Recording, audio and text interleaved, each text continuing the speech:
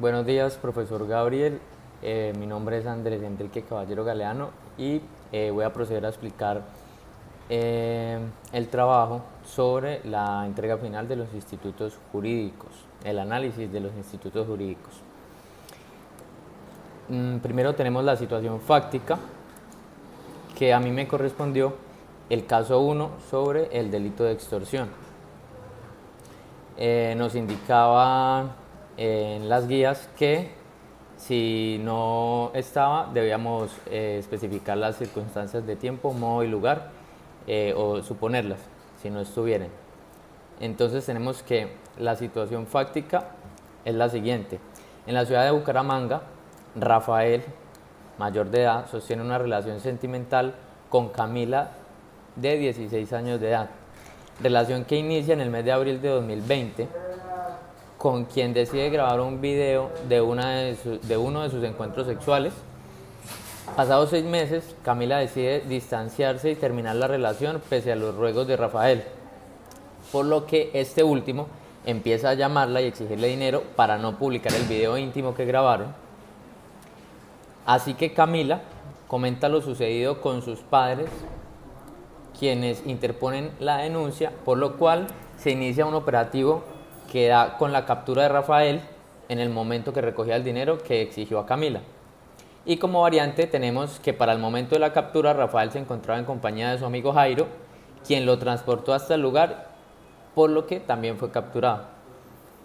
Entonces pasamos primeramente a la calificación jurídica. Correspondiente a Rafael le tengo que la calificación jurídica es en calidad de autor del delito de extorsión agravada. Para esto pues nos vamos al artículo 29 del Código Penal, en el que nos indica que los autores establece pues que es autor quien realice la conducta punible por sí mismo o utilizando a otro como instrumento. Entonces tenemos que el sujeto activo, que es Rafael, fue la persona que desplegó el verbo rector, que es el constreñimiento a su pareja o expareja para que realizara el pago de este dinero, ¿sí? Ya analizaremos más adelante sobre esto que estoy tocando acá, que es el verbo rector, el sujeto activo, el sujeto pasivo y demás elementos para que se configure este tipo penal. Prosiguiendo con Jairo, lo tengo en calidad de cómplice del delito de extorsión agravada. Esto suponiendo que Jairo acompañó a Rafael a recoger el dinero y en el momento en que se subieron al vehículo y se disponían a marcharse, fueron capturados. Esa es la suposición que yo hice del caso, por eso le di la calidad de cómplice. Bueno, ¿y por qué? Porque existe una relación de lugar y tiempo de donde se encontraba Jairo, también en compañía de Rafael. Nos dice el artículo 30 del Código Penal que cómplice es quien contribuye en la realización de una conducta antijurídica o preste ayuda posterior por concierto previo o concomitante a la misma, ¿sí? Se caracteriza porque la persona contribuye en la realización de la conducta punible de otro o presta una ayuda posterior en cumplimiento de una promesa anterior, de modo que no realiza el comportamiento delictivo ni tiene dominio en la producción del hecho, ¿sí? Puesto que la conducta no es la causa de un resultado típico, sino una condición. Entonces, en conclusión, el cómplice es aquel que se limita a prestar una ayuda o un apoyo que no es de mayor importancia para cometer el delito. Esto es, participa sin tener el dominio del hecho. Ahora proseguimos al problema jurídico. Es el siguiente, o lo especifiqué así. La conducta realizada por Rafael configura el tipo penal de extorsión agravada en calidad de hurto. La tesis es que sí. Entonces vamos a ver ahora los argumentos fácticos y jurídicos. Los elementos del tipo penal que hablábamos anteriormente. Entonces la naturaleza jurídica. El tipo penal de extorsión se enmarca dentro del título de delitos contra el patrimonio económico y se encuentra establecido en el artículo 244 del Código Penal. ¿Sí? Primero tenemos la parte subjetiva, y es que el tipo penal requiere siempre para su estructuración una parte que se conoce como subjetiva y no es más que poder determinar si en la acción realizada el sujeto agente se encuentra, en él se encuentra presente el dolo o la culpa. Como podemos ver, en este caso concreto es con dolo. Y tenemos la parte objetiva que pues a esto hace una referencia a una serie de elementos estructurales en los que se encuentra el sujeto activo, el sujeto pasivo, el verbo rector, la finalidad y el aspecto de vital importancia, el bien jurídicamente tutelado. Entonces tenemos que el concepto de extorsión tiene una connotación de índole económica, ya que es un delito que afecta directamente al patrimonio económico de la víctima, pero a su vez atenta contra la autonomía de la voluntad que genera que la persona amenazada y o constreñida acceda en contra de su voluntad a las exigencias pecuniarias a favor del agente agresor. Bueno, este tipo penal, como lo nombré anteriormente, se encuentra establecido en el artículo 244 del Código Penal. Analicémoslo brevemente. Entonces tenemos que, dice ese artículo 244, extorsión, el que constriña a otro a hacer, tolerar u omitir alguna cosa con el propósito de obtener provecho ilícito o cualquier utilidad ilícita o beneficio ilícito para sí o para un tercero, incurrirá en prisión. ¿Listo? Pasamos al verbo rector. Entonces, el verbo rector es constreñir. Etimológicamente se deriva del latín constringere, que significa imponer o apretar. Hace referencia a obligar a una persona a que realice cualquier tipo de acto por fuera de su voluntad. Sugiere el oprimir, el apretar, el asediar al sujeto para que realice alguna cosa sometiéndolo a la voluntad del agente agresor. El constreñimiento se define según el diccionario de la Real Academia de la Lengua Española como obligar, precisar, compeler por fuerza a uno a que haga o ejecute alguna cosa. Esto implica violencia y requiere entonces de fuerza física o moral sobre el sujeto pasivo. Ese constreñimiento debe representar un mal inevitable e inminente contra cualquier bien jurídico, como lo es la vida, la integridad personal, la libertad, el patrimonio económico, la integridad, la moral, etc.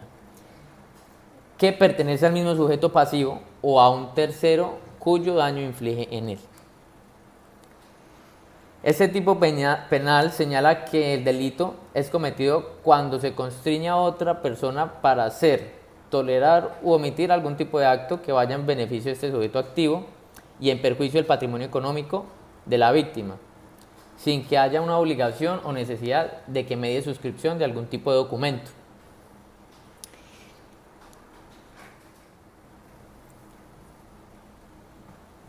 Lo anterior permite señalar que este tipo de delito efectivamente se consuma cuando ese constreñimiento, que debe estar precedido de una finalidad económica, es eficaz, es decir, cuando logra que el sujeto pasivo haga, tolere u omita lo que el sujeto activo busca o ha pretendido. En este caso, el pago de los 2 millones de pesos que se consumó. Si no se hubiera consumado, quedaba en la calidad de tentativa.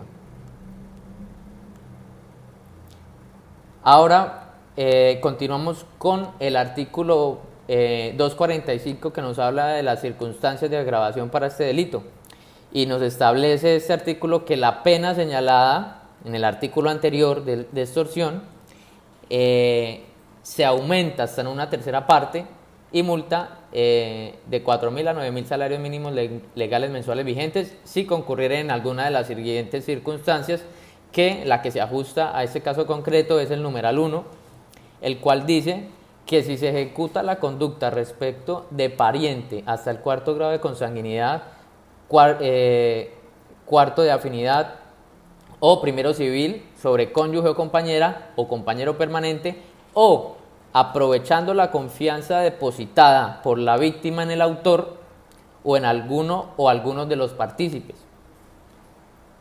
Para los efectos previstos, pues la afinidad derivada de cualquier forma de matrimonio o unión libre. En este caso, fue la confianza que dio la víctima al autor de este delito en grabar este video de contenido sexual, aprovechando su relación amorosa. Tenemos también, como mencionábamos en la entrega preliminar, la parte de la competencia, y es que conforme con el numeral 2 del artículo 37 de la Ley 906 de 2004, por la naturaleza del asunto, su conocimiento corresponde a los juzgados con categoría municipal, por ser competentes para juzgar delitos contra el patrimonio económico en cuantía inferior a 150 salarios mínimos legales mensuales vigentes.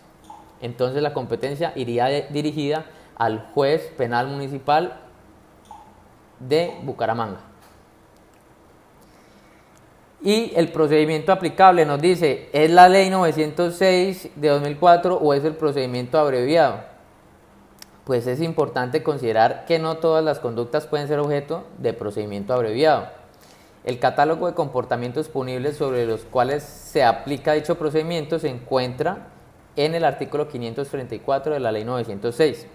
Esta disposición se divide en dos segmentos. Por un lado, se consagran las conductas que requieren querella, y por otro lado, un listado de las conductas investigables de oficio, pero que se rigen por el procedimiento abreviado.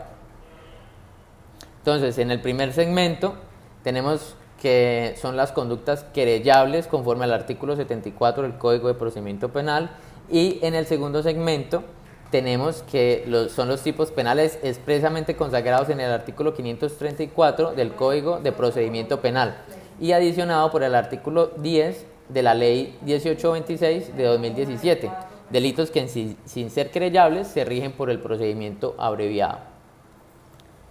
Por tanto, tenemos que la extorsión no se encuentra en los tipos penales que se rigen por el procedimiento especial abreviado, y por tanto el procedimiento aplicable en este caso concreto es la Ley 906 de 2004.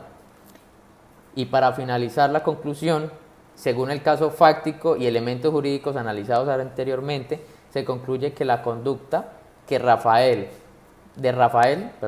configura el tipo penal de extorsión agravada en calidad de autor, y según los supuestos que yo hice para este caso, la conducta de Jairo configura el tipo penal de extorsión agravada en calidad de cómplice. Muchas gracias.